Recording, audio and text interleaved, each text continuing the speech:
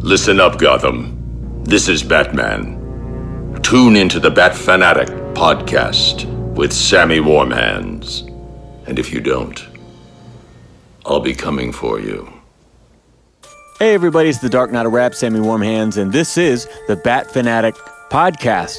And one of these days, I'm going to make a super cut. I'm just going to edit from every one of my records all the tiny little Batman and DC references so you can hear why I fucking say the Dark Knight of Rap every time. But for now, I am joined by my co-hosts Ben and Evan. As always, we've got to shout out our longtime friends Radar Toys right here in Eugene, Oregon. You can go to radartoys.com, get free shipping in the U.S., and save an additional 10% using the code BATFANPOD. All right, now today we are going back into Black Label DC territory. This is an Italian artist and writer, one of my absolute favorites. This is Enrico Marini's The Dark Prince Charming. Okay, this is Batman The Dark Prince Charming. Dropped in 2017, overseas actually, 2018 here in the States. This was written and illustrated by Enrico Marini. End of credits. Yeah, that's nice. First good sign, right?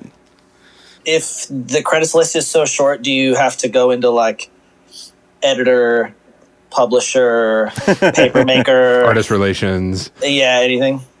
Yeah, exactly. The chief creative officer, Jim Lee, Batman originally created by Bob Kane. And Bill Finger Dick. Yeah. Bill Finger Dick. Yeah. Yeah. Full name. This is the book that you got me that little fold-out in the past that shows Batman with the cityscape. That's this, right? Yeah. And I wanted to talk about that because I have a cousin who lives in France. He might have been in Italy at the time, actually, but he works for a publisher. And they were releasing a new Batman title from an Italian artist. He's like, yeah, check this out. He sent me like a package for my birthday. And it had all this promo shit. It had a big poster of like a 2-page splash here towards the beginning of Batman on a rooftop looking over the city. And then a smaller one, which I gave you. It had a big sheet of batarangs that like would be punched out, in a comic store might hang from fishing line or something like that. And just, it sent me all this cool promo shit and it's like, yeah, man, it's coming out over here. I don't know if it'll come out over there, but seems pretty cool. I thought you'd like it. Happy birthday.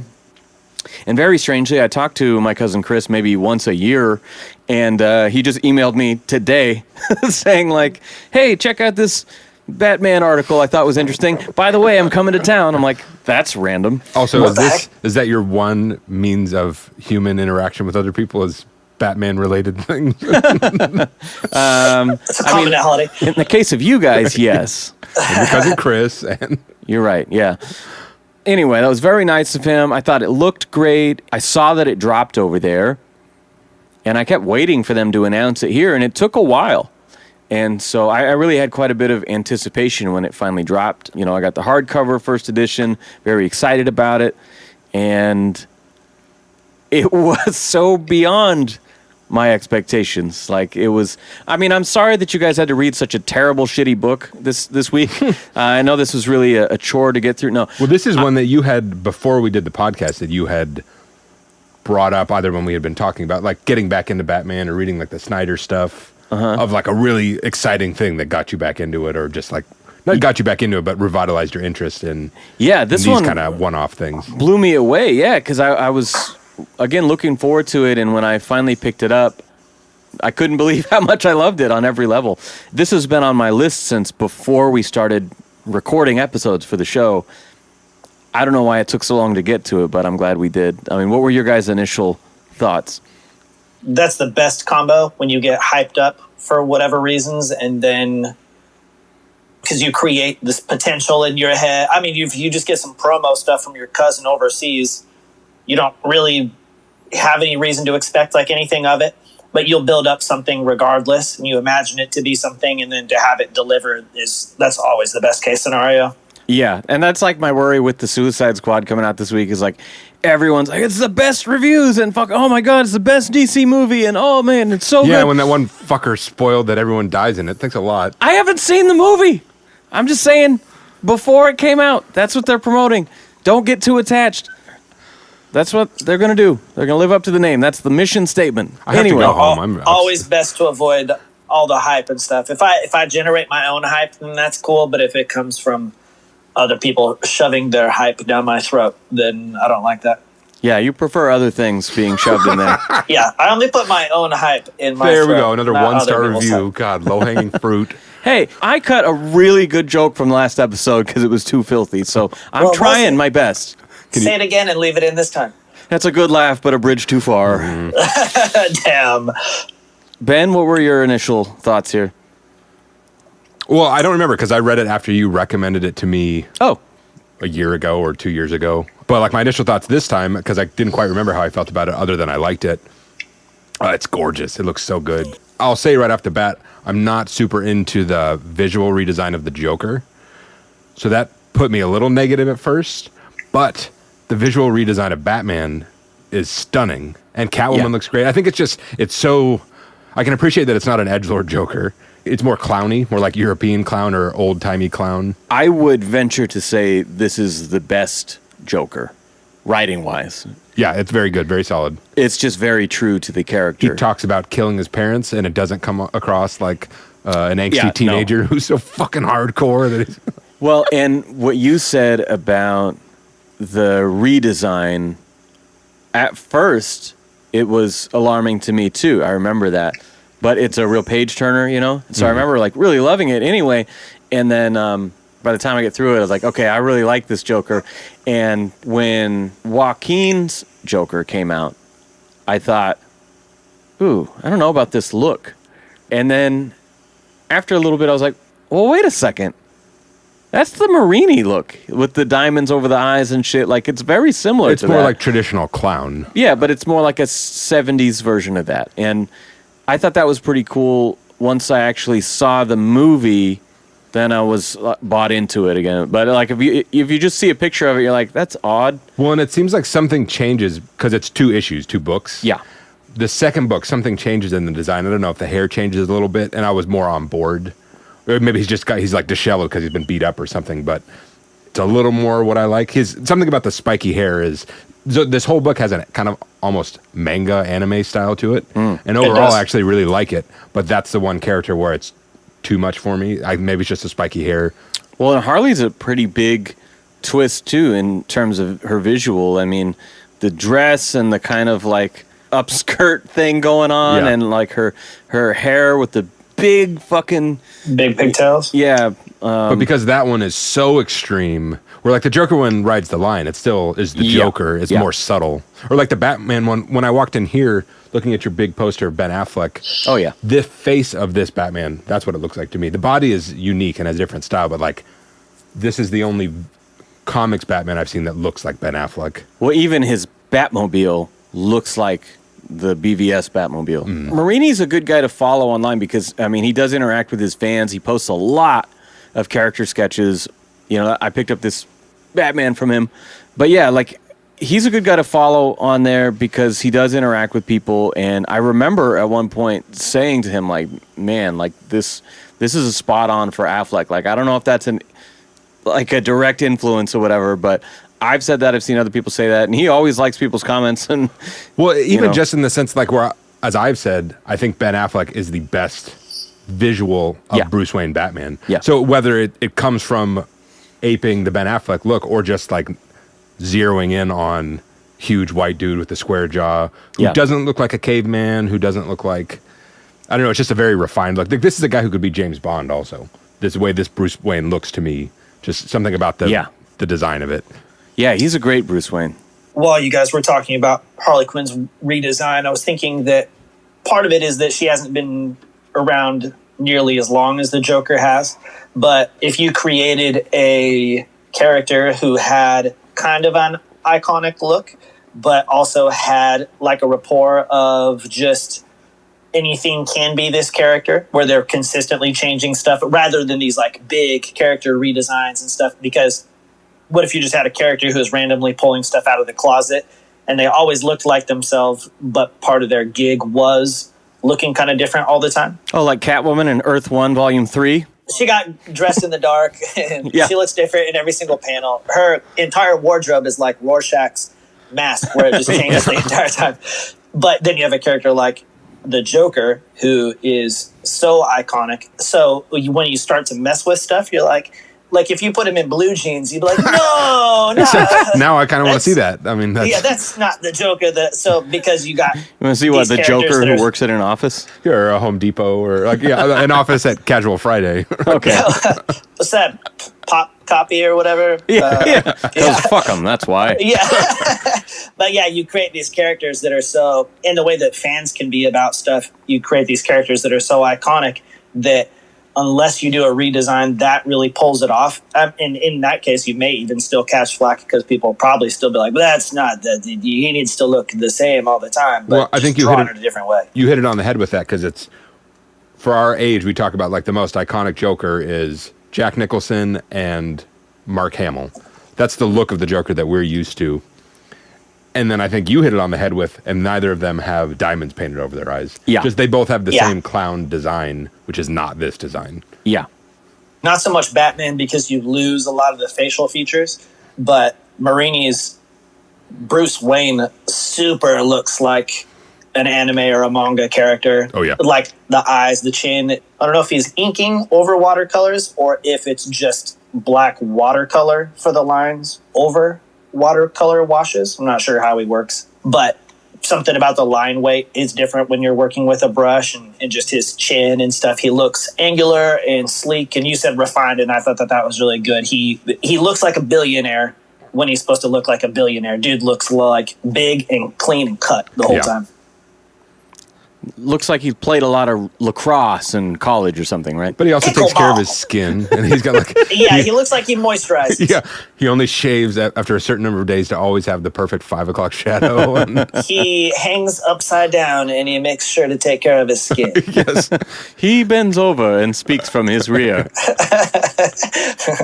I was really digging this right off the bat, partially because it's so different, but also I really like watercolors just as a medium anyways. The looseness of it and the way that when you work with watercolor and you create a wash and the stuff blends together so you don't have these like hard transitions between colors, and stuff naturally blends, and it really aids itself to like sunsets or the cityscapes in this naturally look extra atmospheric because of the watercolor layers. One of my favorite shots, if not my favorite shot in this book, is near the end, the 2-page spread of Batman on like a spire or something above the city, and you can't see the streets because of smoke. Yeah, it's kind of an orange. Yeah. I mean, that's he's like hugging the antenna like a sad boy. Well, he's like he's Luke Skywalker at the end of Empire Strikes Back. Yeah, totally. It's Cloud City. That's my fucking note. I put that in my Easter eggs. I was like, stolen. Oh, the Cloud City shot. But it's just beautiful, and like that's a perfect example of my love for the way he draws Gotham. But also that, again, it reminds me of like Akira or something. Like it looks like an enormous city that just goes on forever and is huge and industrial and old. And it's got kind of this like sepia tone Batman Begins quality about it too that's kind of neat. I just think it's very refreshing because you don't see it a lot. And to have, the character design so well thought out and so on model, and yet with a different medium, I think that makes a big difference, Yeah, just coloring in this way and coloring stuff in a traditional way and then scanning it just instantly makes stuff different. There's something about like digital art, even the inks and stuff is so common nowadays, and I get why. It's probably like way messier. You're not actually accumulating papers. Easier to undo something. Yeah, way easier to erase stuff. File transference, you don't even have to scan something. You just send it to the colorist or whatever. But I can spot this stuff still. And there's something different about a tangible medium. And then specifically, something like watercolor, because watercolor paper is different. It's thicker and it has pockets and it's made to be absorbent because the material is so wet. But then that also adds a textural layer that other stuff is just devoid of. It doesn't exist when you're drawing on like normal smooth Bristol board. The watercolor paper just instantly adds extra to it. I think it's super cool.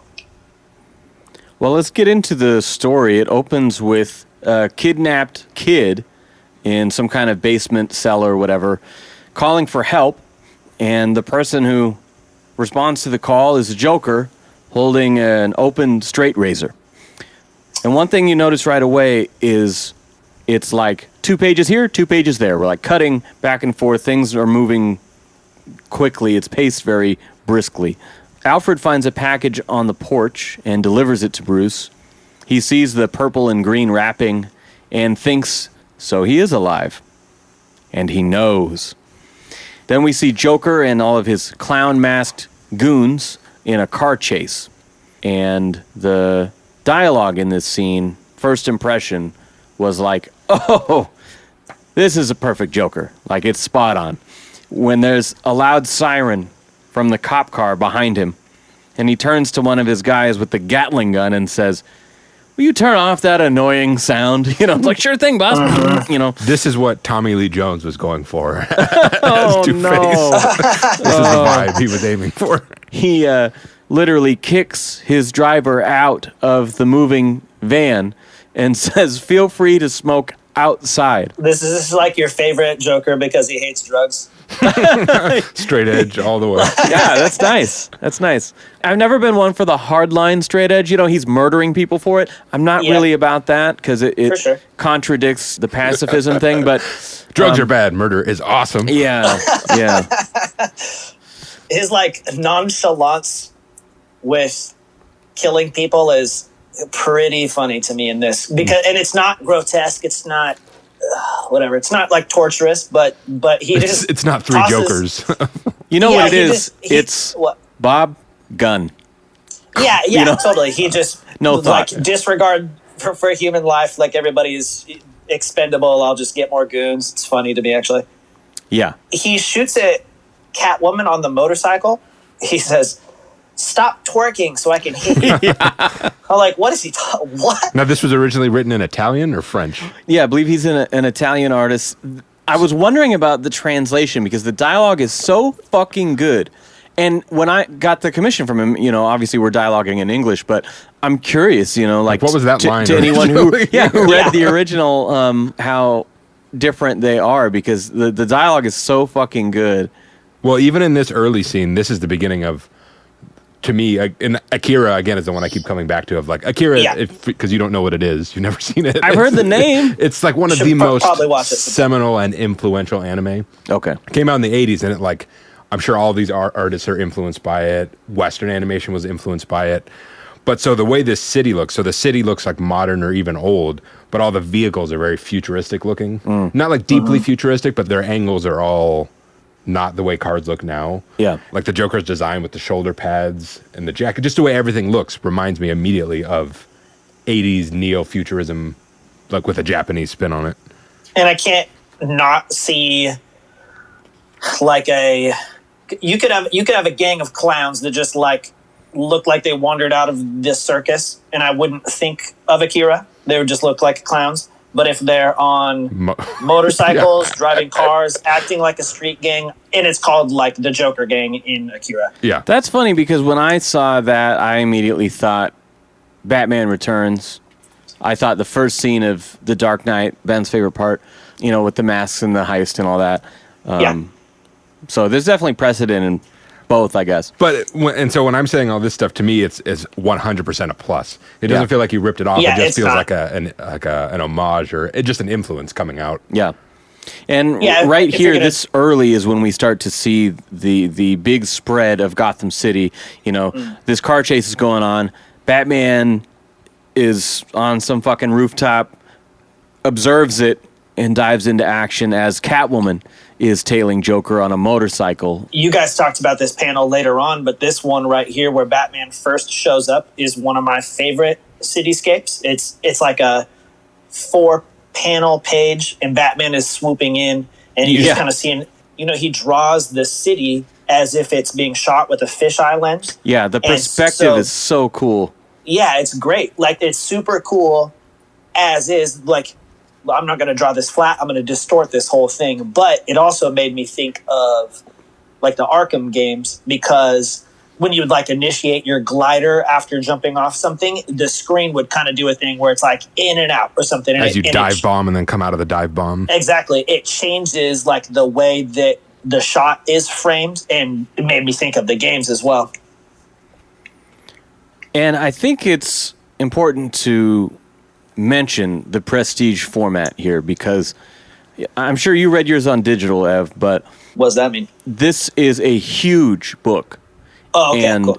It really adds to the compared to your artwork. head. Now I have some scale. But it Your really head's 2 adds feet to the tall. artwork jumping off the page. You know, Yeah. it just when you first crack it open, it really feels like something special. Like this is rare treat. Again, if I didn't worry so much about getting my greasy hands all over a book, I would have preferred. Believe me, to I've read it been with staring at you, going like, I'm "Are touching. you sweating? How sweaty are I'm you? only It's hot touching in the here." edges. I'm barely touching it. You took the dust cover off, so it is ruined now. But No, I interior's took the fine. dust cover off intentionally because for whatever reason it gets fingerprints on it too easily. You can but, wipe this But the off. glossy hardcover I Yeah. can wipe off. Yeah. Not very sweat absorbent. That's good. Yeah. It just looks fantastic. Again, jumping back to the story. So Catwoman is on Joker's tail saying that those pearls were mine. You know, she's after what he just stole. And Joker has already established that these are a gift for Harley. It's a necklace for her birthday. And Batman lands on the roof and is immediately shot out. Joker turns and shoots his own guy in the head and said, "No one shoots the bat until I say." Okay, now it's time to shoot the bat. Just like, so we've already seen, 3 Joker goons gone in the first, half a dozen pages. You know, I'm just in love with this characterization. It's so good. Joker covers his own eyes while driving. Batman's like on the hood, and he just like, can't see, look, no hands, you know. Jesus, take the wheel. Yeah. So Batman like punches through and grabs the wheel to avoid them crashing into other cars, and then flips them off the bridge that they're crossing at the time. That's a great shot as the car is falling down. The angle is from above, from on the bridge, looking downward, and you see Joker in the van looking up through the punched hole in the glass, smiling that they're going over the edge. I fucking love it. He has a good perspective. He handles a life in an admirable way. Like he's always looking for the good. He's always trying to have a good time. I just mean like this whole thing is put together like a film to me. Like it's just so cinematic. And again, the right vibe of to have a Joker that never responds to fear or pain doesn't work. It's a little too much. But to have him be overly weak or afraid of Batman also doesn't work. Yeah. So that's a really nice balance of having him be excited at that as that's happening to him. Yeah, because I think that it's easy to make the Joker scary, but it's harder for his actual humor to land. And this is funny. So far, over and over, he's funny. And that I just really enjoy because a lot of times he's funny just to himself or maybe to the writer or something. I'm so fucking funny. God. But we've read a lot of Joker and we never really talk about how funny he is. I thought that one abortion joke was funny. Yeah. True. Yeah. Batman rounds up all the goons and Joker swims to shore having found out that he lost the pearls in the crash. We see Gordon, who Batman mocks for vaping, saying he's trying to quit smoking. That was more alarming than the Joker's face paint was Commissioner Gordon with a vape pen. Or Batman giving him shit about it. Like, I don't know. I feel like, why would he care? But I don't know. I can see it. Is that Marini writing in? Is He he hates- like yeah, he's Smoke a cigarette, you anti-smoking, loser. anti-drugs? Is that? Oh, yeah, you're right, because he kicked the one guy up for smoking, and then Batman's making fun of him for vaping. Yeah, you should write him online and see if he's sober. Find out what his deal is. I don't think so, though, because he draws a lot of, like, pinup girls with the old-fashioned, like, Corella cigarette to go. holders and shit. Yeah, exactly. Gordon and Batman blame themselves for the Joker's latest casualties. Joker throws a birthday party for Harley. He gets there, he's all soaked and disgusting, and some goon makes fun of him about taking a bath or whatever. And it's very clear that this guy is killed off screen. And then Harley opens her present, and it is a necklace, but it's made out of that guy's teeth. So sweet. Yeah. which she does not enjoy, and throws it in his face before whipping out the Harley bat and smashing the cake and everything around. There's lots of different versions of Harley and Joker. Dysfunction and attention-seeking and imbalanced relationship or whatever, but I like this of like him actually trying.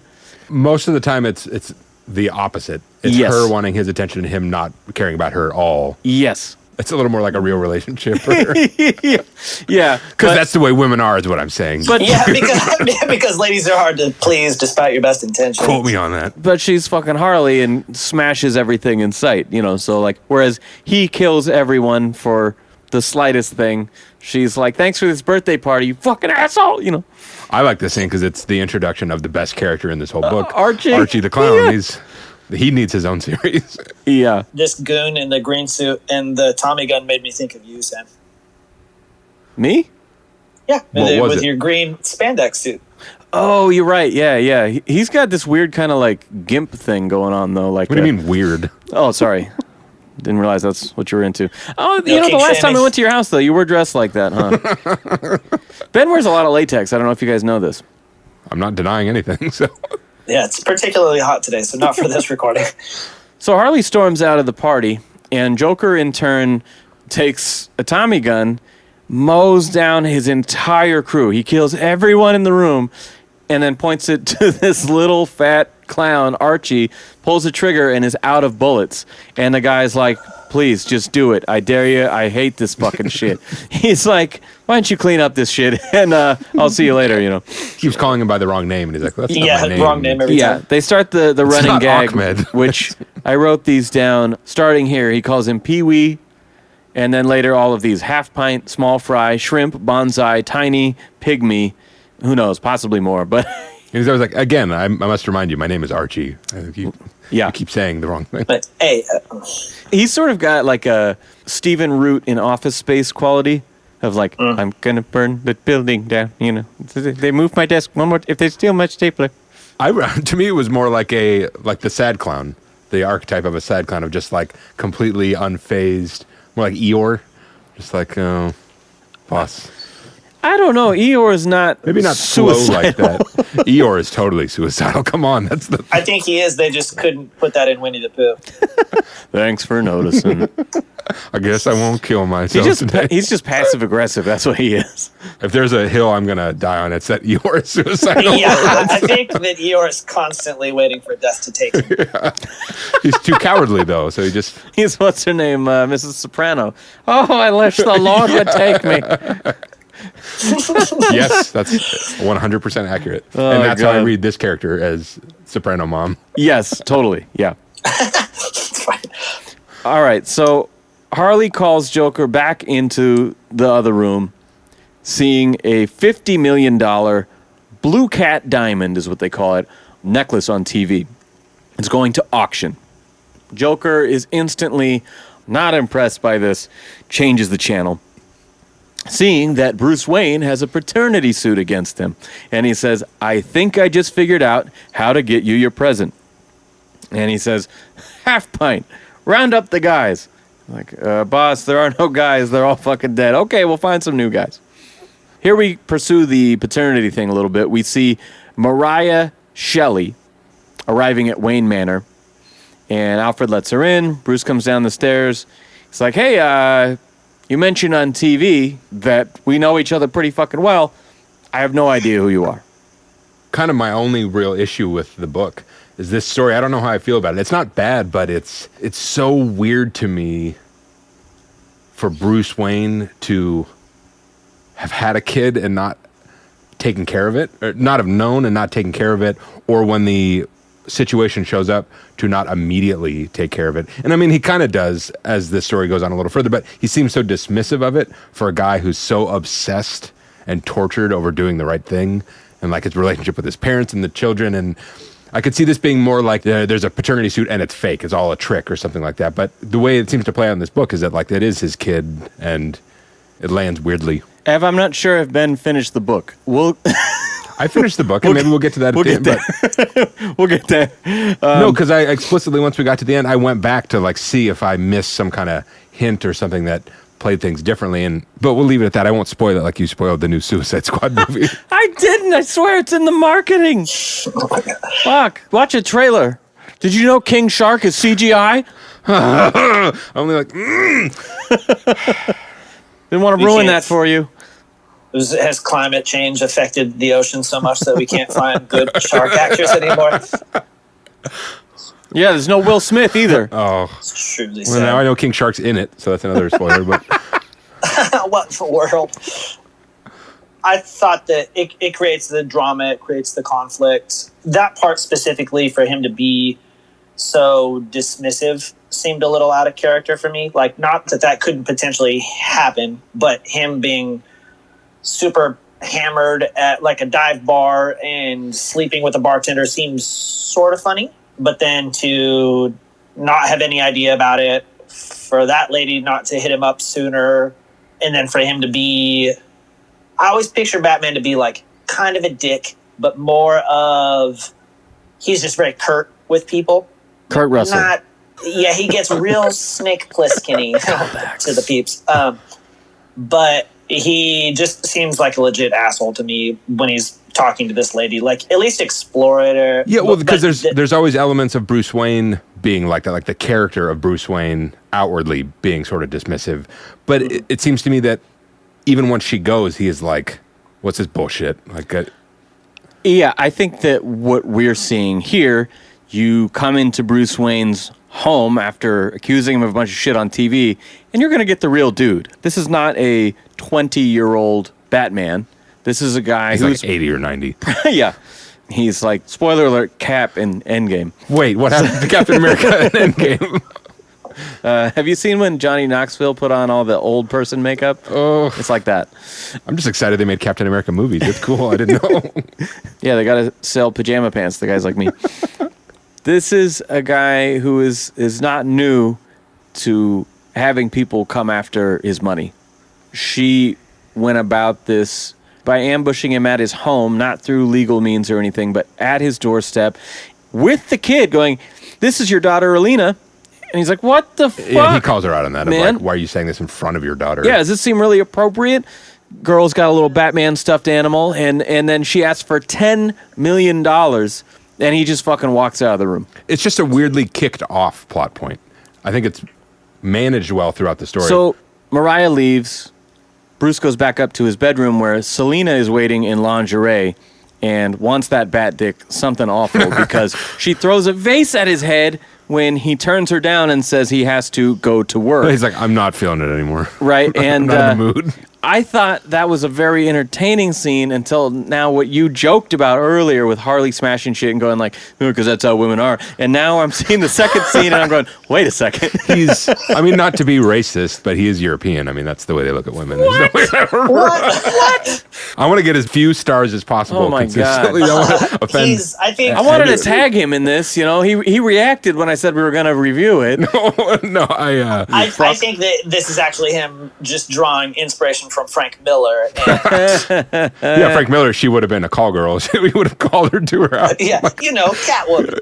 The prostitute.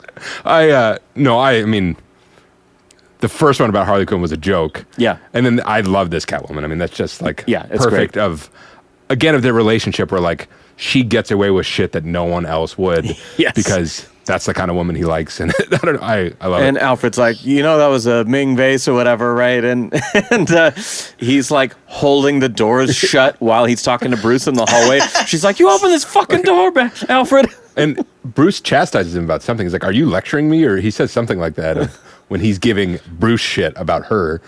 I like the way that Selena is drawn and presented in this, and I know that it is the case in other things as well. I like a Catwoman who is like an elegant, beautiful woman, but is like a thrill seeker. Yeah. She's not so much like a bad guy or a villain or anything of that sort. She's like a super babe, but I like that she looks like an elegant, beautiful woman in this, even with like an old-timey mole or something like that. It's a really cool like, haircut. She has like the little spit curl. Yeah, exactly. Sideburns. Yeah, it's like a little... I love a chick with sideburns. I don't know what you call that. Side bangs? I don't know. No, well, I don't know. That's like the. Her beard is so nice. Her mustache is almost as nice as yours. Yeah. It's like dirty work. She's got that little French. Oh, now come on. Yeah. You seen Dirty Work where Rebecca Romaine is the bearded lady in the circus? Ever been with a chick with a beard before? Well, sugar, then you haven't lived. And he pulls out his tape recorder. Note to self, I don't want to live. Like classic Norm voice. He chastises him. He's like, were you listening outside of the door? Oh, that's right. Yeah. Mm-hmm. He's like, hey, Butler's got to get his rocks off somehow. So Mariah's lawyer drives them away, promising a fat settlement before the car gets T-boned in an intersection by a giant garbage truck or something. Can you say that whole line again, but with more emphasis on the words that you did? I liked it. Fat settlement. Yeah. T-boned. He strike me as like a Phil Hartman character, you know? Yeah, he's like a used car salesman. He's like, don't worry about it, babe. Troy McClure, is that who you're describing? Yeah, something like that. Gordon later says that Joker kidnapped Alina when they're reviewing the crime scene. And Batman finds her stuffed toy on the scene. Now here we cut back to the intro. Joker uses the straight razor to cut up a box of pizza. I don't know who's selling uncut pizzas. It's a European thing. For a delivery. Yeah, maybe it is. And then he jokes about killing the delivery guy. Maybe that's why he really killed the delivery guy, actually. It's like, who doesn't cut the pizza? God damn. You know. Man, why didn't I keep track of how many people Joker killed in this? Yeah. And then he ponders whether or not he killed his mom or just his dad. Alina asks about her mom and says Batman will save her. And here's where we get the title read. Let's see if your dark Prince Charming will save you, you know. I like the part where he's talking about his parents, too, because this very much exists on its own in my mind.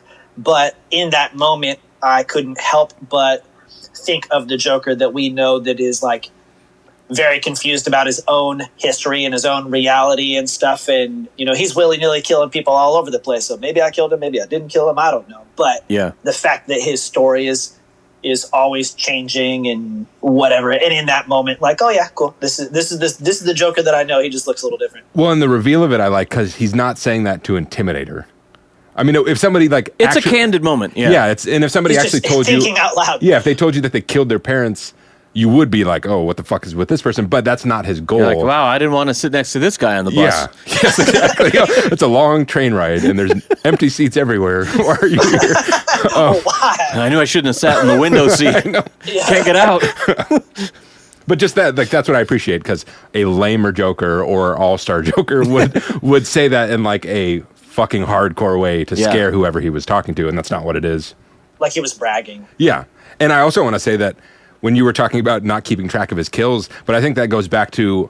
Apparently he can't either. That's the whole point of the scene. It's appreciated again because it's not... They're so casual and incidental to him that it's just like, it's not really a thing. He just is constantly killing people. It's like, how many glasses of water did I have today? I don't know. I don't write it down. Yeah, for sure. And it's like the fact that he's just devoid of like whatever moral line that is. Like, he had a bad interaction with the pizza guy, so we killed him. That's just what happened next. Like, it's not even de-escalation. Either somebody does not die or they do die. That's just the way that things play out. It's like, was he wearing a red shirt or a green shirt? I don't know. Triggered, dead. Like, you think I noticed these little details? I don't know what happened. Yeah. You know? All right, so Joker tells Harley that Alina reminds him of someone. You know, because she's like, oh, Batman will save me. Like, oh, yeah, we'll see. It's like, hey, you know, she reminds me of somebody. While Alfred and Batman confirm that the DNA from the crime scene, because there's blood on the little doll after that crash, the Batman doll, matches, dun, dun, dun, end of scene. Batman interrogates, I put in quotes, as it's a generous way to word it, Joker's men at the GCPD. I love that part. Yeah, you get Harvey and and Jim out front, just like, I didn't hear anything. Did you? Like, well, yeah, I think it's just 2 panels, but sometimes when I'm reading this stuff, I can like picture, you know, you like hear the pacing kind of like, oh, this is how, and so you have Bullock, everything going all right? Sounds like it. Batman's whooping that sounds great. Yeah, the guy's screaming right after Batman has told him, maybe this is when I crossed the line. Yeah. Yeah. Yeah, sounds like it. But then I also like Batman comes out and blah, blah, blah, blah, blah. And he soiled himself. And Gordon's like, damn it. I could picture it. It's like a fast-paced cartoon. It reminds me a little bit of The Departed, where DiCaprio's waiting at the bar. You just hear all this screaming and horrible shit going on in the back room, and Nicholson comes out with blood all over him, head to toe, and was like, you could take the night off. We're using new guys tonight.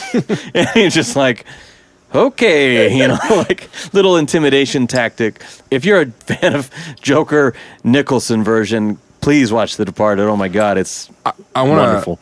Toss Never another. seen that movie. You've never Really? seen The Departed? Come over. No, we'll I was watch like, it. it's too long. I That can't is my watch it. It's too favorite movie without Batman in it, I'll tell you. Oh, what the fuck is I'm, wrong? You weirdo. Dude, that's a brilliant Nicholson performance. No, I love it. It's fan. Just that's how you frame everything.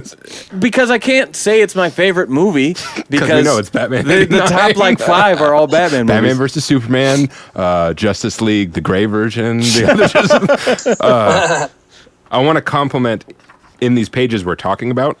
The ones with the fingerprints on them from your sweat. I'm using the edge of my thumb on the edge of the page. I'm not touching it. The Joker talking to Alina in the sewers is all like a purple maroon color. And then Joker in his like control room is a green color. The Batcave is a blue. And then the police department is like what you're talking about, like the sepia brown. Yeah. Just seeing the use of colors in each of those scenes to differentiate them, it looks so good. And this is like when we were talking about the Arkham games, or then the next page is a dark red of him. Oh my God. Yeah, when he swoops down into that fucking sepia city shit, it's just every one of those shots that's from below, the point of view, seeing him coming down is like, oh my God. Yeah, it's stunning. And it's when I was talking about the Arkham games and how I almost, or like my issues with White Knight, I almost don't like the portrayal of Gotham because it's so disgusting. Yeah. That I don't want to be there or even see it. This rides that line of like, it's dirty and old, but in like a pretty way. I almost am like upset that like White Knight has all these spin-offs and is its own fucking huge universe, and like everyone knows that.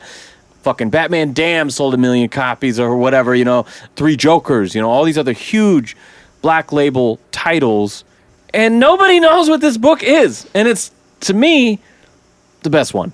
Yeah, I mean that kind of spoils the ending score, but yeah, I mean we'll get to ratings and shit, but like it's crazy to me that like we can spend so much time going through like, wow, this story is really cool, except it has 1 million little problems with it, versus like this one, I mean we're not that far into it yet, but it's like, wow, this is fucking, all the characterization is right, all the little details, all this, and yet it's the least known one. Yeah, and I wonder why that is. If they didn't market it hard enough, or he had enough going on otherwise, he just wanted to do this one thing, and then yeah, I don't know. I hope he follows it up because this is criminally. I don't want to say underrated because I'm sure the people who just underseen, yeah, exactly, underexposed. Yeah, man. I saw, and I'm not in any way saying that this guy's art style is simple, but I saw a meme the other day that I really liked because it made me think of my own art, but then just comparisons all the time. And it was the same panel twice. I don't remember what it was, but the little blurb was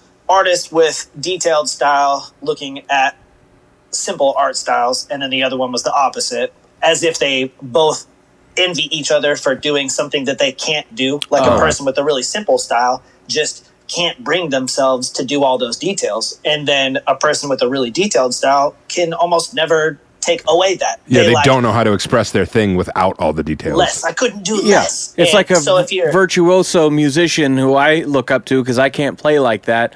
But then you talk to them and they look up to me because I can write songs. Like all I can do is shred. Yeah. I don't know how to write like a catchy melody or something. Exactly. Totally. So it makes me wonder how many of those people are just looking at Murphy's stuff and being like, oh, but the artistry is this tier, whereas this guy's is like watercolor Disney meets manga. But you can't make comparisons like that. That doesn't make it better or worse. Like this deserves, because it's just its own style. I mean, if anything, it should get a bump for being so unique and trying stuff that that's what I'm saying. other people like, aren't doing. How many times have we gone through the conversation about Fabok and Gary Frank and Jim Lee and all these guys who have that sort of vein. And then, like, when we read Ego, it's like, whoa, this is really refreshing. This or like is how me saying that I think like all comics now should be like Teen Titans Go. It should have that style. That's like the best because it's a nice mixture of both. You can talk about with art. You can make an attempt to measure quality. Like, how well did they achieve what they were going for? How well is their skill realizing their intention? But like, so when we're talking about all these artists, I think they're all up to the point where even if they look at their work and go like, oh, I wish this was better, or even if we look at it and go like, oh, that was kind of janky, these are all like top level people. People who are basically realizing what's in their head. And all the shit, all the criticism we have on this show, it's literally just for the sake of conversation. Like, No, and I don't, the reason I bring that up is... I want to be clear on that. We're fans of the shit. This, to me, at the end of the day, all art is about getting a reaction or making you feel something. And this makes me feel something, just the art of it, the visuals make me feel something more than any of that other stuff we talked about, whether I like that other stuff or not. Like, I don't know if it's the uniqueness of this, the watercolors or what, but it's just like, it's really, really nice to look at. And it's also, to me, the cohesion, because when we look, like the last book we read being Earth 1, Volume 3, I had so many conflicts about where the story was headed, and yet I love the way Gary Frank put it down. And so, you know, and John Sabal, I keep forgetting to mention him, the inker, but like these contained stories that are one artist, one writer are really neat because of that, you know. It's just, there's never that, oh, I like one more than the other for the most part. I think that's hard, though. It's hard to be both. Yeah, so that's why you don't see it as much. That's why they take forever to come out, and it's not like a monthly thing, and that makes it special because it's not always there. It's like, ooh, another one of these. That's cool. You know, it's been a little while. I like that. I mean, it's hard to argue a hypothetical in this way, but imagine these kind of stories where it's one person if it was split up. Like, so if it was just Marini doing the art and somebody else wrote this story, like, would we have liked it as much? Yeah, and I don't think so, because to me, a lot of the appeal is the snappy dialogue and shit. And I don't think that even if he wrote the story arc and someone else actually wrote the pages, would it still come off the same, even with his pacing and layout? I don't think it would. So picking up where the story left off, where he's beating up people in the interrogation room, he actually does get some intel. He finds the Joker's old lair with the room full of dead goons everywhere. And then he starts, quote-unquote, questioning people in the streets. And that's the shot you showed where he was swooping down into alleyways and fucking people up. Batman then, after he's done with the street-level goons, he bursts through the glass ceiling, Michael Keaton style, at Croc's card game. I think he means Joel Schumacher style. But I think you're thinking of Batman Forever. You're supposed to credit the most recent, not the original. I forget. Yeah. The best, actually. But. Oh, I see. You know what? Your connection's breaking up over there. Just going to have to edit this crap out of there. All right. So he busts in on Croc's card game, and we get our own little BVS warehouse scene here. This awesome fight where he takes down everybody, and Croc just sits there like, hey, I had a good hand over here, you know. I'm walking here, pal. Yeah, his nonchalance the entire time is really funny to me. Even when they're fighting in the alley, he's concerned about his cigar in the end, and he's not even that hurt. Yeah. I also like this design a lot with his Croc as a dude with just scale tattoos and like body modifications. Yeah, and I'd like to credit myself because I usually grab these little details and put these like stories together that have these things, but I totally didn't realize that he was in this too, and so now we've had 3 Croc stories or something in a row that very different Crocs. I didn't mean to do that. Yeah. That's cool. I like the comparison anyway. So Batman offers Croc the first punch. I don't know why he would do that. He gets hit hard.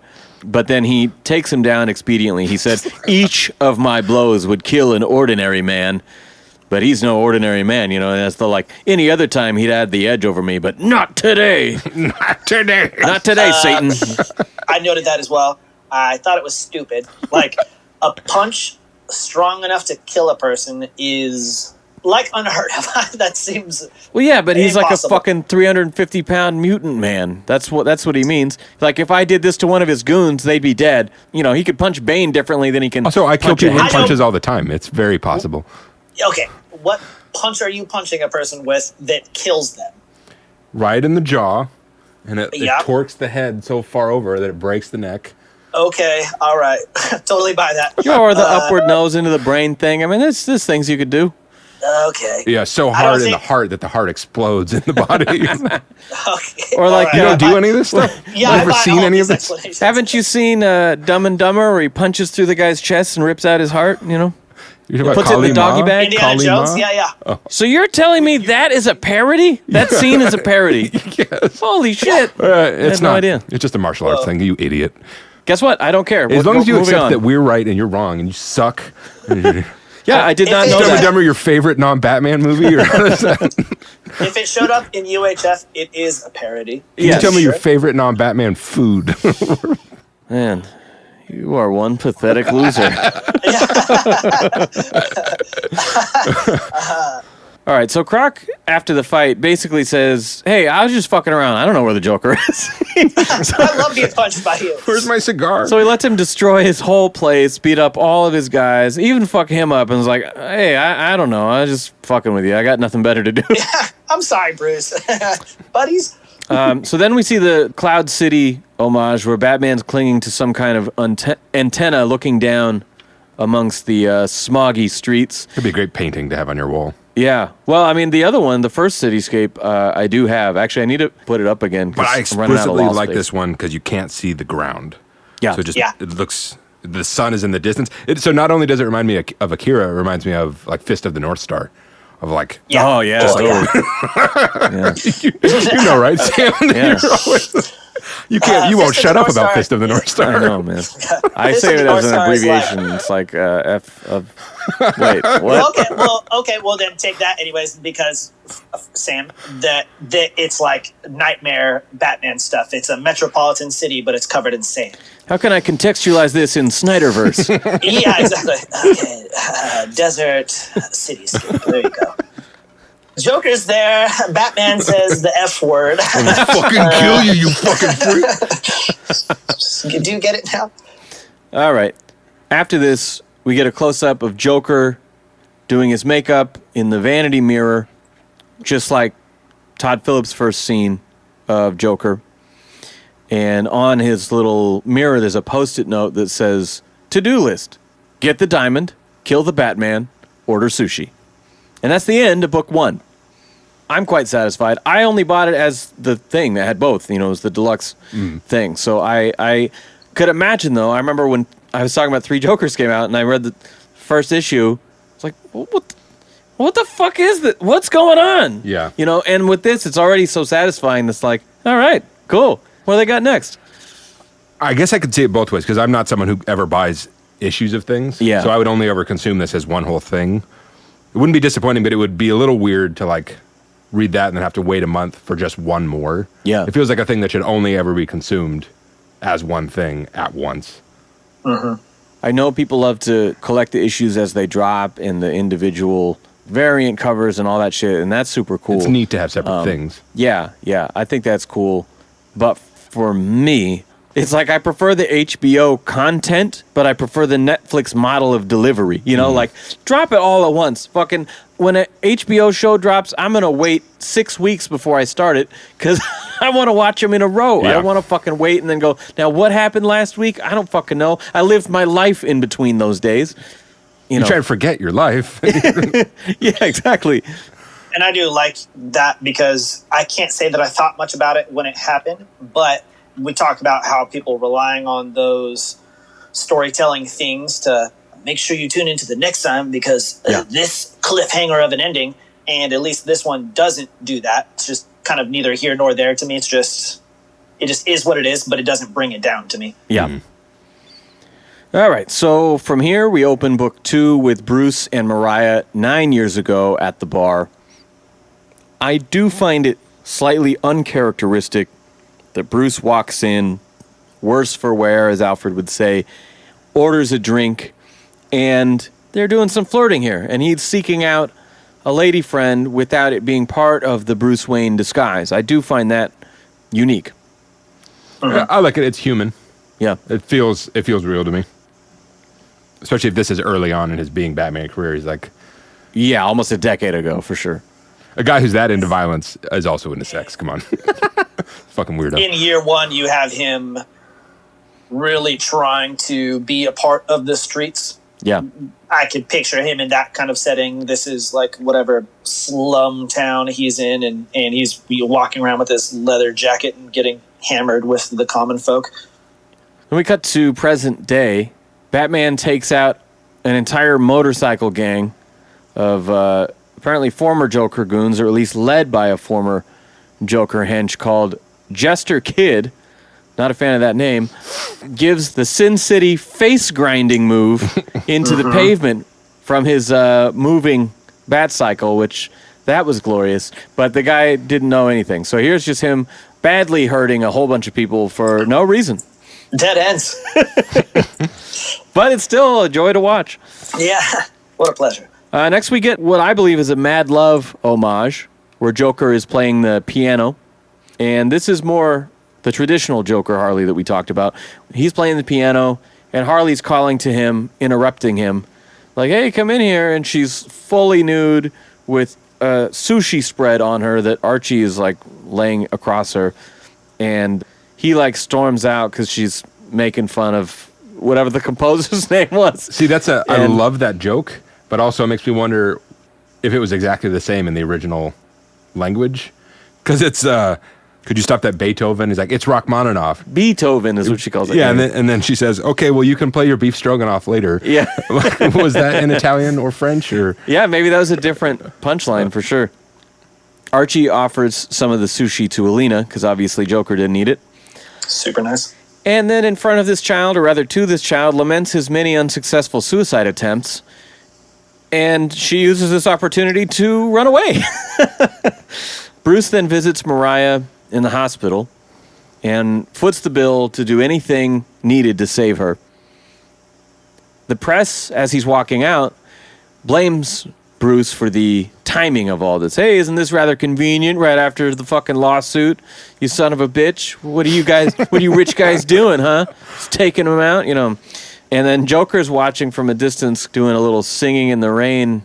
Evan, can you give me a bar of that? I'm teasing Mr. Wayne. I'm teasing Mr. Wayne. Perfect. I actually know it exactly. That's Easter egg list for Gene Kelly, baby. Joker is doing this, and a cop comes up and sees him, and he shoots the cop with his umbrella like the Penguin, which I wish there was like some nod, because we haven't seen Penguin in this universe, but I love that that's somehow what he ended up with, was presumably one of Penguin's umbrellas. Umbrella guns? Yeah. And then Harley catches Alina escaping and seems just very irritated that this whole subplot is happening. She derailed her birthday. Yeah. She's like, oh, you got to do all this right now? Like, you know, I don't fucking want you here either, okay? But it's part of the plan. Get back in your fucking cell, you know. Bruce wastes an entire lobster that Alfred offers to him because he's never hungry. I like reheat a lobster. Yeah. Savage. He's like, are you trying to hurt me? Yeah. Gets a note or something that Alfred gives him. And it says, to meet Joker at the old bar where Mariah worked. And he shows up fully in drag and taunts Bruce with a live stream video on his phone. He has Alina with a gun to her head. Made me think of Boondock Saints and Willem Dafoe. Oh, you're right. That's Very right. Willem Dafoe in a lady garb. Well, this is actually the moment for me, and I guess I think I know why, where I'm on board with the design, and it's not because his butt looks really nice. He's more attractive now? Is that what you're it's saying? not that. Although I was like, is that my first? Am I attracted to this Do Joker? I like this so It's much? because he doesn't have the diamond eyes. He just has regular eyeshadow, and right. the slick back hair is a little You're more right. just I like didn't what differentiate I'm used that. to.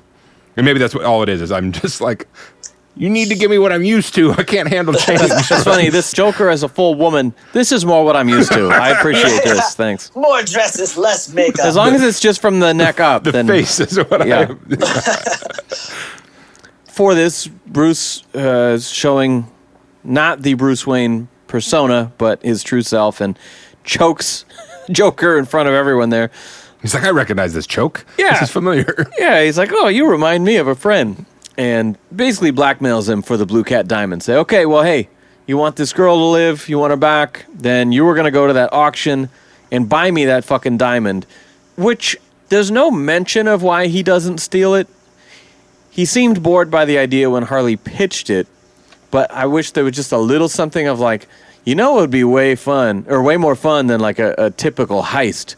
Let's blackmail Bruce Wayne. Yeah, let's fuck with this rich guy and get him to do it, you know.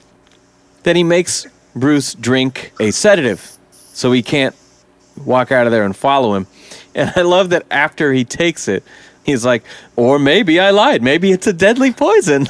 But I think when he comes to and Alfred's asking him the same question, like, why the fuck would you? He's like, he needs me. He wants this diamond, you know. So it's still showing he's not gullible. He sees the bigger picture. It was a calculated risk. Yes. He understood. Yeah. Yeah. So Bruce goes to the diamond auction as Harley and Joker watch it on TV. It's like, okay, 52 million, 54 million. And he's like, I'm going to bid on it for you. And he grabs the phone and he's like, 60 million. And she's like, we don't have 60 million. And he like holds up the phone and it's a cut cord hanging from it. She's like, you fucking asshole. He's like, hang on. They're going up different amounts, 54 million, 55 million, and then one of them pulls out this black Batman credit card. Never leave home without it. Batman Forever, is that what it was? There's this shot here of Selina with the cat to tramp stamp? Yeah, tramp stamp. There's probably a better word We know for what it is. But again, testament to fantastic character design that it looks great.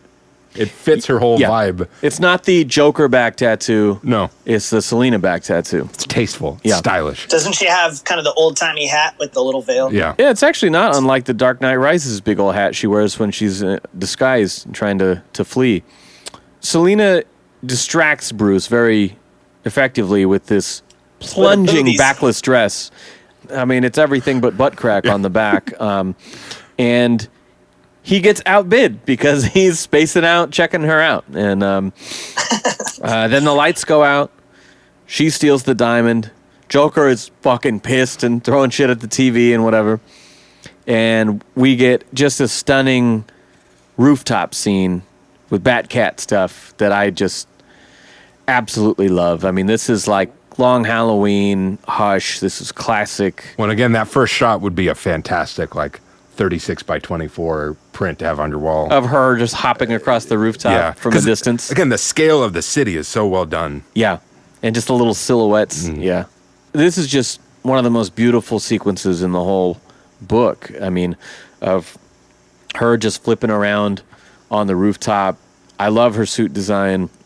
You know, it's given some little, like, slits in the suit and a couple little things just for style, but it's classic Catwoman. It kind of reminds me of animated series. If it was, if it was purple. leathery. Yeah, it had more stuff, more accessories, or more. Yeah, I could see that. Archie introduces Joker to his new gang. One of them gets right up in his face with a gun, demanding payment up front. It's always a good time when someone else from the underworld tries to intimidate Joker. He gets off on situations like that. So he's like, yeah, the money's in my front pocket. Guy reaches in, pulls that out. It's a fake Joker bill. He keels over laughing. You know, it's contaminated. Again, every fucking Joker scene is the most perfect, spot-on characterization. It almost makes me not want a sequel because, like, I love this so much. It's like, oh, if you did it again, would it be this good every page? When I had an idea of where they could go from this, or a thing I would like to see, but I'll save it for the end because it kind of ties into the ending. But yeah, I mean, I would just like to see more Marini doing Batman, his take on the universe. Joker gives orders to take Bruce alive. Like, if this person shows up, take him alive. If this person shows up and it's like a sketch of Batman, he's like, shoot him on sight, right? Alina breaks her little surveillance camera / drummer toy and has a funny dialogue with Joker where he's like, oh, so you're making the jokes now? I've got to tell you about my golden rule sometime. That was a cool callback without him actually being peeved by it because it's a little fucking kid, you know? Or literally threatening to kill a kid. Or being repetitive because he just said it earlier in the book. Yeah. Alfred remotely pilots the Batmobile. Oh, shit, that is actually like Jeremy Irons did in BVS. Right before the warehouse fight, he takes control of the Batwing. This is exactly what happens here. We're about to get a warehouse fight. Alfred drives the fucking Batmobile to the wall, machine guns the goons and everything. Aim low. Yeah, he just says, okay, just aim low, Alfred. It's a good, rubber bullets. Okay, it's just a little thing that lets you go, okay, wasn't that fucking gnarly? By the way, it wasn't real. Don't hit any of the leg arteries. Go a little lower. Shins only. Who needs a knee? Batman swoops in for 4.5 glorious pages of yet another warehouse fight. I love they don't cut away. They just give you spoonful after spoonful of this delicious medicine, and it goes down smooth. I love it so much. This is a section that I'll read, and then I'll turn back and just read it again, because it's so nice. Yeah, it's kind of a different version of what I like so much about Murphy? No, the Frank stuff. Oh, because before Evan had made those points about Murphy's mini action, and this isn't that. This isn't mini, but it's shot after shot of close up, but in a very linear way to follow each beat of the action. Yes. Blocks a knife, gets shot with the gun, but blocks that with his cape. Cracks this the guy's knee. Yeah, hits this other guy in the face, gets hit. You can picture it as a scene playing out in your head very easily. Yeah. But it's not quite as gruesome as the Gary Frank stuff. It's violent, but it's not you don't see teeth flying out of mouths, and that's not a criticism. Yeah. It looks good. I mean, this is one of the cooler Batman action sequences I can think of anyway. I like this book. Have I mentioned that? Maybe he'll invite you over to his house. After the warehouse fight and everyone's down, I think he said something to Alfred about some cracked ribs or whatever. He's a little fucked up. And then Joker sneaks up behind him and stabs him under the arm, kind of in the side. He's like, "Ooh, I found the weak spot in your armor there, buddy," And Batman just fucking goes off and beats the fuck out of him. And that doesn't last very long, or this would be over real quickly. Harley knocks him out with the bat from behind. Then she finds her birthday present in his belt. She says, "I hate your guts, but I like your butt," or something like that, Sure. I dig your bat butt. Yeah. Okay, there you go. I thought that was funny.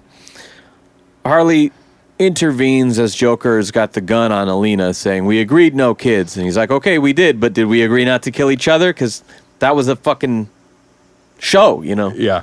I could totally hear Tara Strong also just saying that line of the, "Puddin', we agreed not to kill any kids." Just that.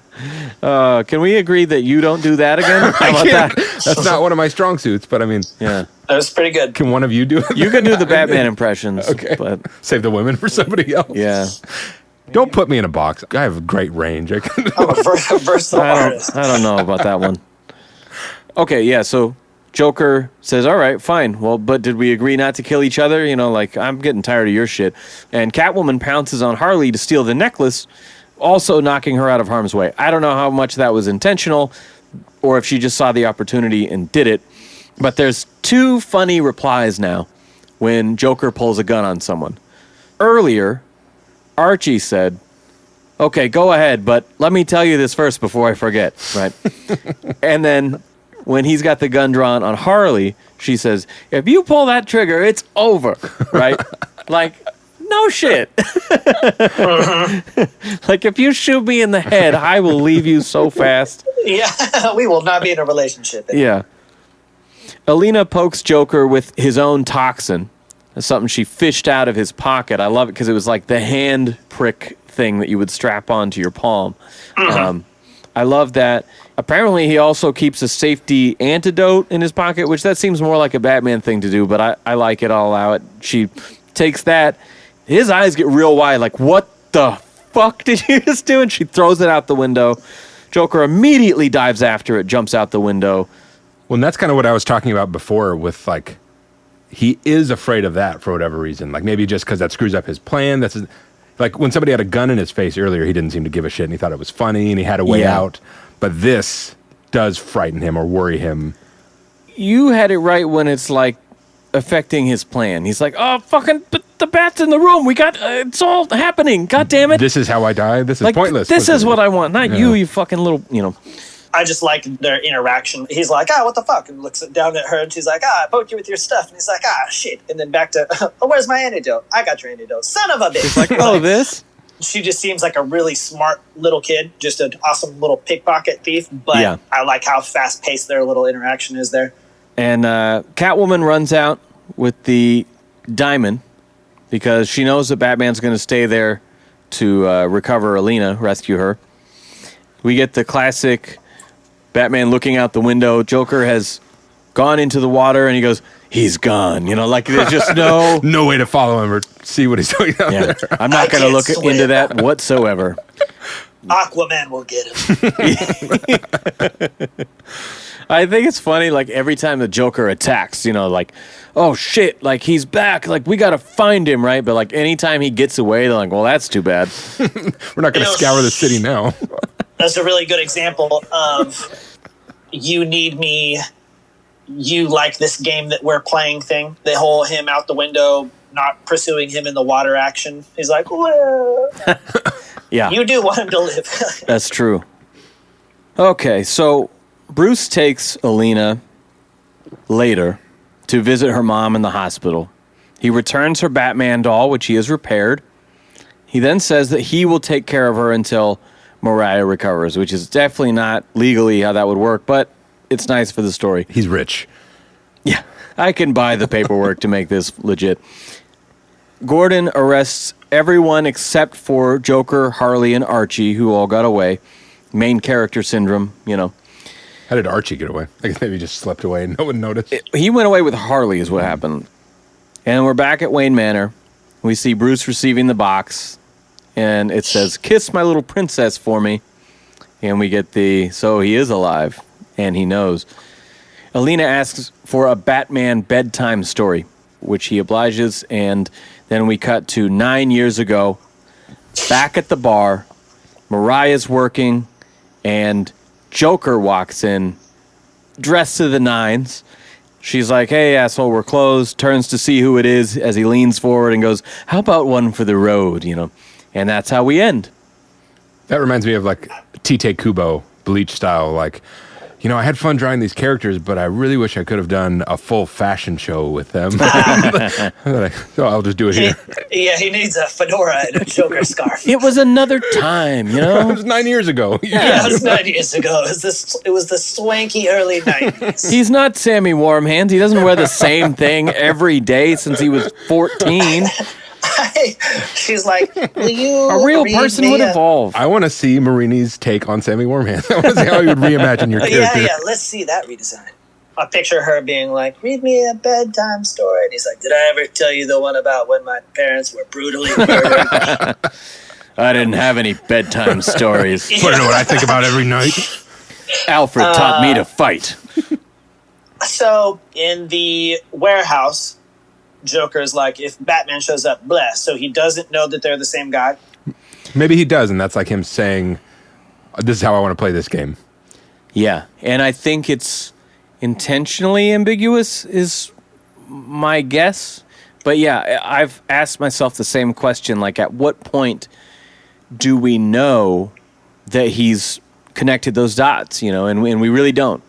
Yeah, and he, is he targeting this lady in this kidnapping coincidentally, or does he know stuff then? Does he know of their connection? Well, now we're back to where my whole thing with the plot in general, with the whole plot of the paternity thing and my issues with it. Yeah. So what was your response then when you said you didn't think I had read the book or gotten to the end?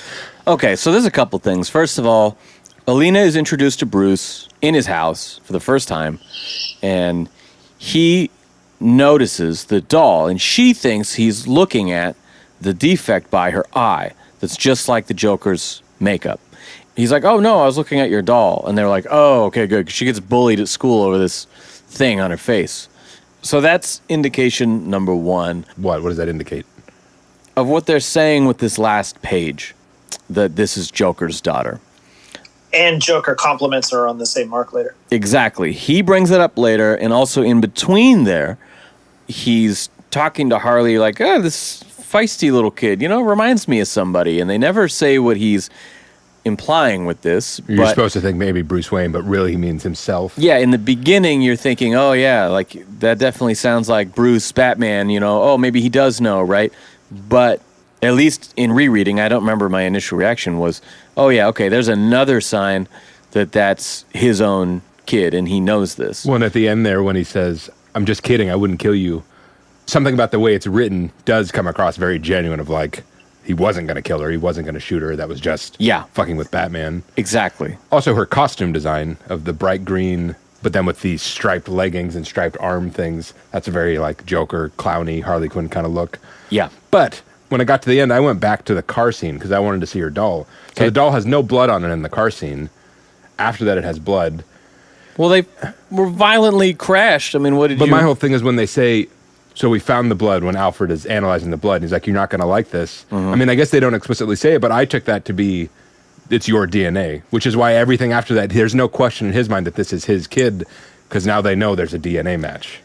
And I think that serves in the same way as, oh, she reminds me of somebody. I think that as you're reading it, because they put that opening scene there, you are then seeing it all through that lens. And so you're going through everything going, okay, all these things mean Bruce. But because they're not explicitly said, once you get to the end, you're like, oh, shit, was that not? And then when you reread it, it's like, oh, okay, these are actually So in that moment, red herrings. He knew, we're not told, but Bruce and Alfred now know that this kid is related to the Joker. Is that the point? That's my reading of it. Okay, I can buy that. I really arrived at no conclusion. I just was kind of like bouncing around as they juggled me, and by the time I got to the end, I was just sort of confused about it. Like, well, then who got sloppy seconds? Whose kid is this actually? I didn't really... I mean, I almost took it more like he got there, he knew Bruce Wayne was Batman even at that point, and like paid her or threatened her to like drug him to then take advantage of him to kick the whole paternity thing off. And it was his kid, but Joker's the one who manipulated the whole thing in the first place. You could get away with that in a sequel. I think that what is more realistic is that he came in, they hit it off. She said, I'm off in half an hour, right? So he leaves. As she's closing, it's very clear that she's closing. Get out, we're closed. He says, how about one for the road? So Joker interrupts this. So what we don't see is when Bruce and Mariah actually got together, and this would add just a little extra connective tissue if we saw when they did get together, okay, maybe I came back the next day or maybe something else, right? Because to me, those weren't literally the same days. So, like, I'm fine with the understanding that night when she made him a drink and he came there, they fucked, she got pregnant, she had a kid. Like, I'm fine with that. But then, because other questions come up, like, I mean, eventually, if you're going to say this is your kid and you're a billionaire guy, there's going to be a paternity test. Yeah. Pretty early on. Like, how did all that contrive to happen in such a way that it didn't? The Joker then got in there and, like, was he like, oh, I know. It's a little you're right. overwrought. The reason I thought it was the same night is because Joker could see Bruce coming in or out of that place and go, oh, what was that? And then walk in there as they're closing and be like, he's going to do stuff to her, that's bad. Or can go the other way where he says, kind of like you were implying, so you were going to get together with a billionaire guy, huh? Care to make it interesting? I don't know. Now that we're talking about it, sure, I wish we had a little bit more into that, but it could totally go either way. But again, that's my biggest question. It cruxes on that middle part of, once she said, this is your kid, you need to pay for it, a paternity test comes very fast after that. How did that whole thing work out to not? I mean, we know how it worked out in the story. The Joker came in and he kidnapped the kid, but like, did she know that? Did she know that he was going to come in and take her daughter from her so that, because she would know whose kid it was from the beginning. Yeah. And the other thing is, I think she probably knows. It's not clear if she was manipulated or not. But another thing that implies she's not Bruce's kid is that in the end, like you're talking about with paternity tests and accusations, all this shit, he makes it clear that he's going to take her in for a while until her mom recovers, in which then she would go away. So if the DNA results were like, oh my God, look at who it is, it's you, that's not the ending of the book then. No, that's because Marini's Bruce Wayne is a fucking bad dad, and he's just going to push the kid back off. No, I think he sniffed bullshit out of that right away. That's interesting. I treat that better than I initially would have. But that's still my sticking point. Is it's a weird plot mover in the first place, and it's kind of weirdly constructed. It's confusing, which some of it is intentional. Fair. I think. Yeah, I think a lot of it is supposed to be like when you watch Fight Club for the first time and you see it one way, and then the end is like, wait, what? Spoiling and so then Fight Club. Do you want to spoil Memento also? Is that your goal? Or what then you watch it again and you're seeing it differently. I'm just saying that's the easiest example of a film that is totally different on the rewatch, right? And this is one of those books to me that I hadn't read it in a year and a half, maybe 2 years, and so picking it up again fresh, it was like a cold read at first, and then you start to like, oh, wait a second. Oh, wait, yeah. And so I'm starting to put it together again as I'm reading it, but like that's one of those fun stories that it can mean two things. Eye of the beholder. Maybe you guys can double check this since you have the book right there, but when she confronts Bruce at his house, Yeah. doesn't she say that it could only be his because there was nobody else?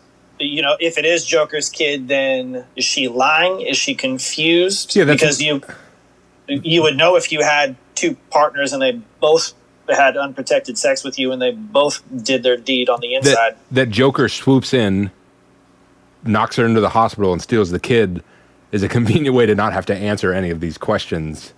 Or like, it's confusing. There's nothing really explicitly said there about that. I thought that she claimed that, like, no, it could only be yours. What does she say? You're looking at it right there. Yeah, I'm not seeing anything about that. What is said, though, he's like, you're just coming here for money. And she's like, damn right, I need the money. Do you know what I had to do for us to survive all these years, right? And looking at her, I feel implied that she's either been turning tricks or she has track marks. She's a junkie. She has track marks. Yeah, she's covering her arm there. I think there's a lot done in that scene to discredit this idea right away. So yeah, I read it as bullshit from the beginning. I think we're given enough reasons there why that's not the case. Then, the blood actually, you're not going to like what the blood reveals, and then the real thing it reveals is that it's Joker's kid, but because we're seeing it as a misdirect from that stuff, pulling us the way that he's not the dad, that now we think he is the dad. Yeah, That's you're good. right. You're right, because that I think is cool, but much like I criticize Earth 1 Volume 3, there was never any scene later. There was never the flashback to Jack saying Tyler's lines in Fight Club. You know, that didn't happen. Fight Club. That didn't happen.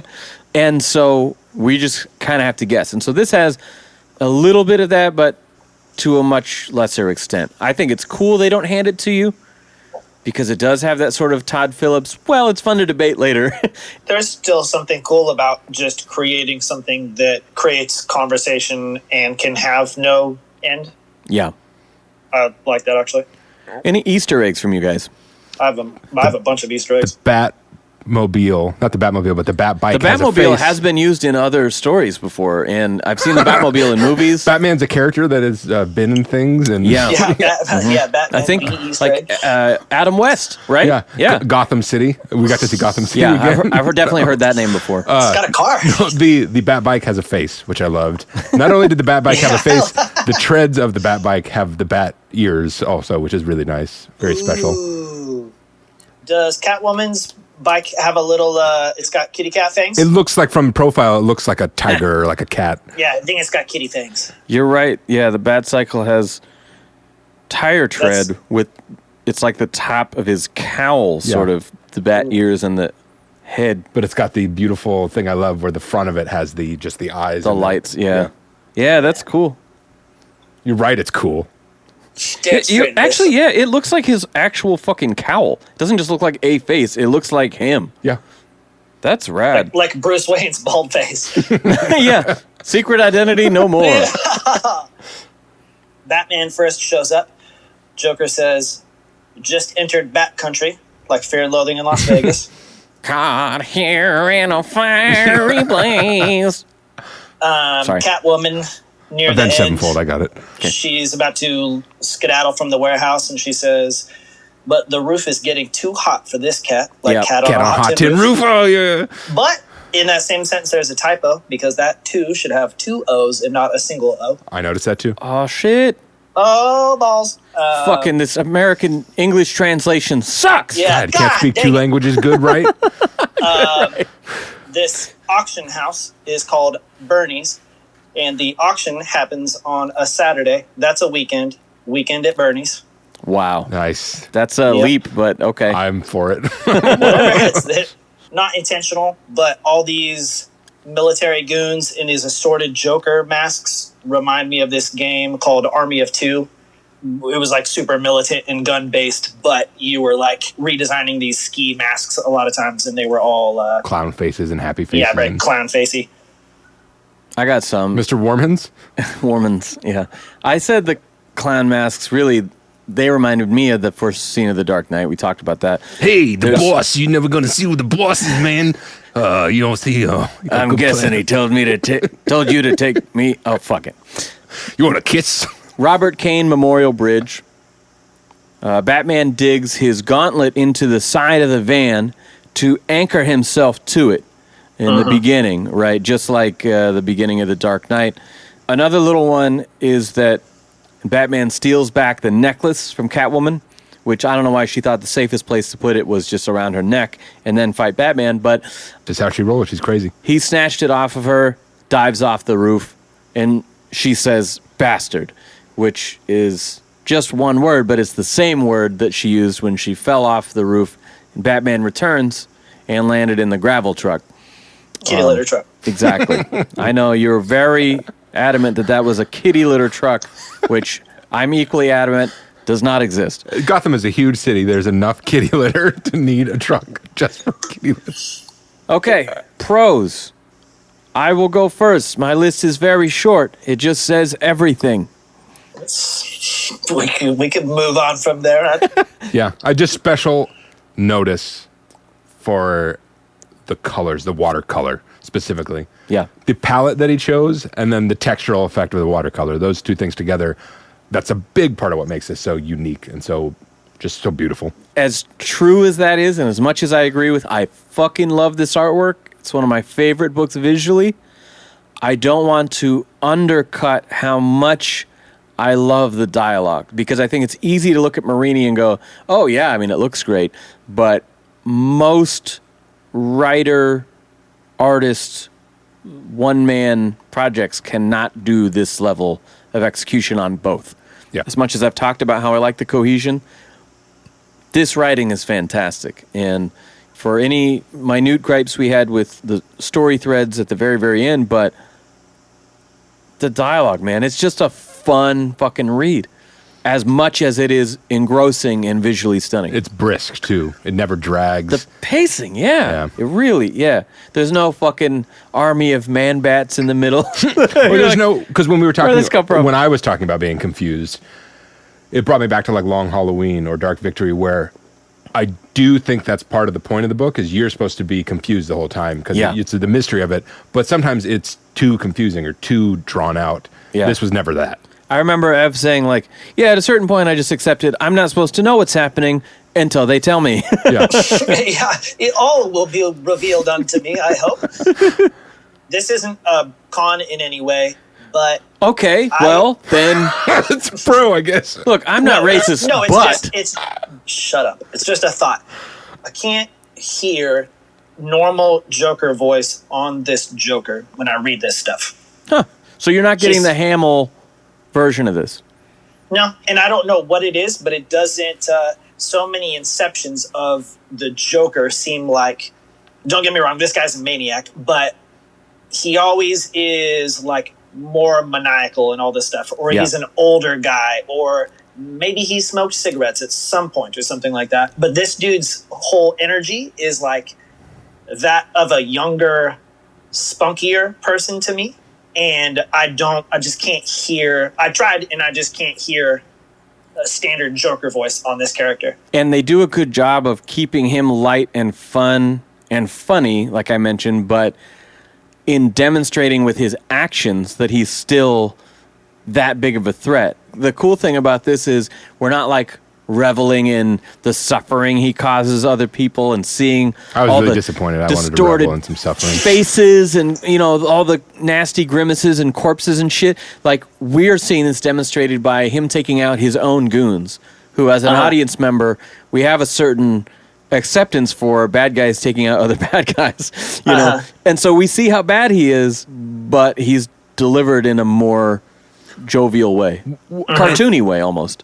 Despite the fact that he literally dressed up like a woman, he seems less flamboyant than like the Mark Hamill Joker, the other ones. Not less theatrical necessarily, but like when I was reading it, in the same way that I don't hear the Hamill voice, it just didn't seem flamboyant in that way of like I don't picture this Joker giggling as much, or like there's not a lot of laughing. I got it. I think I'm hearing this Joker as Keith Legend. Keith Legend? No. Under the Red Hood. Oh, DiMaggio? Not like these guys. These guys are kind of dead. Like, I can get that kind of deadpan from this. Sure, dialogue. delivery. I don't picture him with that deep of a voice, but that kind of delivery, I can see. Yeah, definitely higher, but that sort of style. More like girlish, like you guys. That's how it. Yeah, but he just strikes me as. Yeah, I do the Harley impressions here, not you. A little. Serving it up. Here's your chance. I can't. Give me a pudding. No. I think no one. Somebody give me a pudding right now. I think no one should be allowed to say puddin' except Arlene Sorkin. I don't think anyone has done it right since. Okay. It's at once essential to the character and yet also a pale imitation every time. It's weird to me when other people do it. I don't know. Margot, Tara, I love you all, but like... Bill Cosby. It's weird. It's weird. I'm just saying.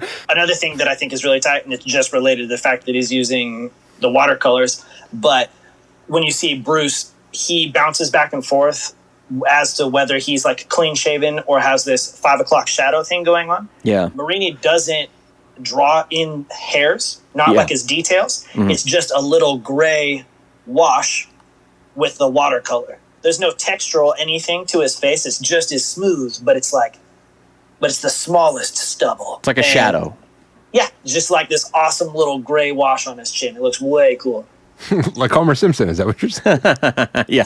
Yeah, exactly. Yeah, it's got this awkward brown. Yeah. Cons. What do we have for cons? Mine is just as simple. Nothing. The confusion I had about the plot and the paternity thing, that's about it. Do you remember on the last episode, I think, when he was talking about how mentally superior he was? Wasn't?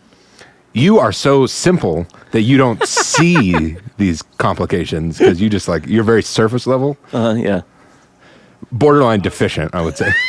I was going to say that it was kind of confusing, but I'm used to being confused, so it's totally fine. Oh, that's good. Okay. We didn't do my trademark trifecta. You're right. The Ben Polanski trifecta. Detective. Joker's a really good detective because he figures out that it's Bruce choking him when he's being choked by Batman. He recognizes his grip. I know that grip. See your eyes. It's probably turning him on a little bit, yeah. And that dress is not going to hide anything, I tell you what. I wrote that he did enhance some video stills of the kidnap video to find Joker's location. He used the logo on a barrel in the background to find that it was an abandoned fucking Wayne Industries place. Yeah, exactly. So that was neat. His interrogation techniques weren't the most skillful detective. But they worked. That's true. Yeah, well, they worked in the GCPD. They did not work in the streets. They beat the shit out of people. Just hurt a lot of people. Telling me things. Yeah. I bet insurance companies love Batman. Property, medical, you name it. Oh, shit, yeah. It's a lot of paperwork, but it's a lot of money. Premiums going up. Ninja? Yeah. Standard good ninja Batman. But this is another one to me like the ego stuff where because generally it's not overdone with his combat abilities, they're that much more standout. There's those panels I was talking about, the 8 panel where they're all... the close-up of the gun butt hitting his head. Really seeing each move that he's doing and imagining the work that goes into that and how impressive it is to pull that off versus just showing him going to a room with 13 people and beating them all. I feel like you keep saying this, the amount of work or how hard it is, and I can just picture you like sprawled out on the couch with like Cheetos on your lap, you know, and you're like, man, this shit's fucking crazy. As I rub my belly. It's gonna be so difficult. Man, I can relate. This is fucking hard work. Yeah, I think the fight scenes are above average in this. The way action is portrayed is great, but also I feel like we get 2 fucking Affleck warehouse scenes in this story, 1 in each book, and I absolutely love it. I don't eat Cheetos. I'm more of a Doritos guy, so. Yeah, I like to get the variety box, so I just get, you know, like... But then you're going to have a whole bunch of that one that you don't want. Yeah, but you know what? Those are just Lay's, and they're still pretty good.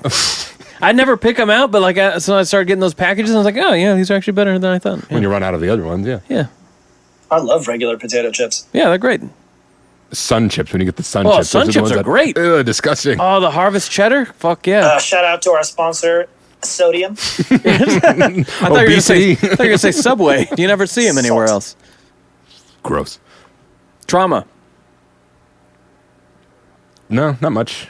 It seems pretty composed in this. Even the little kid is very, like, strong. The kid is actually great. I hate children, and that kid is great.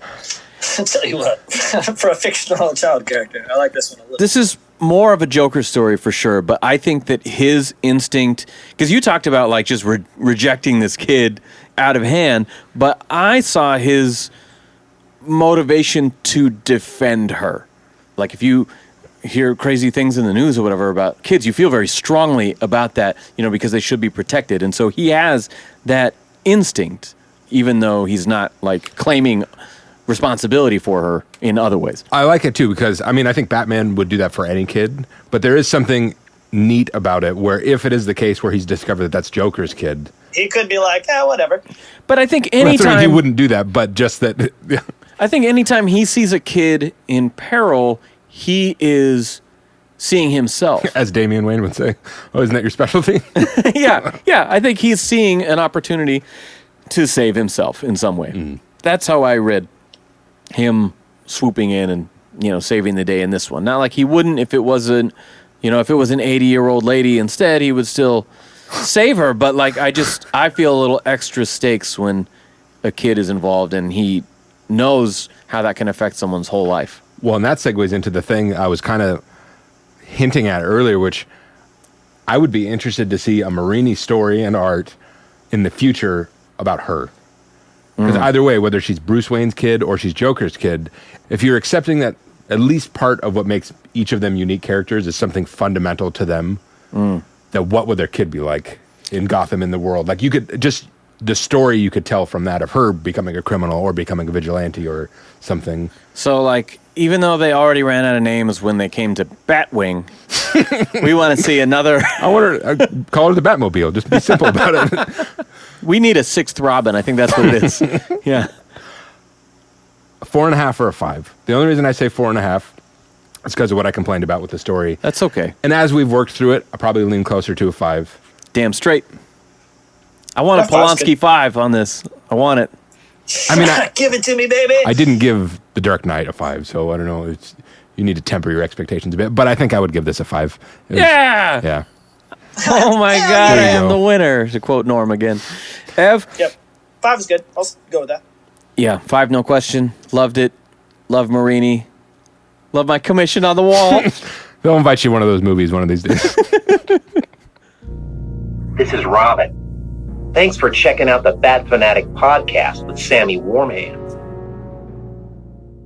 All right, that is our show. Thank you guys so much for listening. That was a super fun one for me, both being one of my favorite titles, and I don't know what got into us, but that was just an extra funny one. Even just to sit here and edit, I was laughing out loud. So thank you guys for hanging out with us. Please check out The Dark Prince Charming. This book is insanely good and deserves far more credit. Now, if you like the show, please subscribe to it. Take a screenshot, post that to your stories. Let people know that we're out here. And of course, if you got the iPhone, give us that 5-star rating and review. Let people know what you like about the show and all of our bullshit that makes you smile. Now, we are going to come back with the conclusion of the Damian Wayne trilogy on video with Batman Bad Blood. Stay tuned.